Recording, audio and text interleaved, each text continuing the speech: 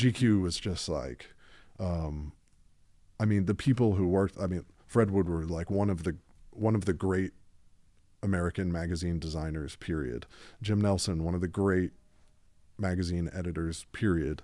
Jim Moore was the creative director and ran the fashion department. He was the creative director of GQ for 37 years. He's like a legend. He knows he taught me everything I know about fashion. Yeah. So once I got there, I was like, oh man, I was in heaven, you know? And then I also brought that same spirit of like being the unpaid intern who was like writing stories on spec and getting them published at the Fader. Yeah. I remember in my first story ideas meeting at GQ, I got hired to like write about like style and lifestyle. Okay. And on the way into my first story ideas meeting, I stopped another editor who was just like the older guy whose office was near mine. And I said, am I allowed to pitch like music stories in this meeting? And he was like, yeah, you can pitch whatever you want.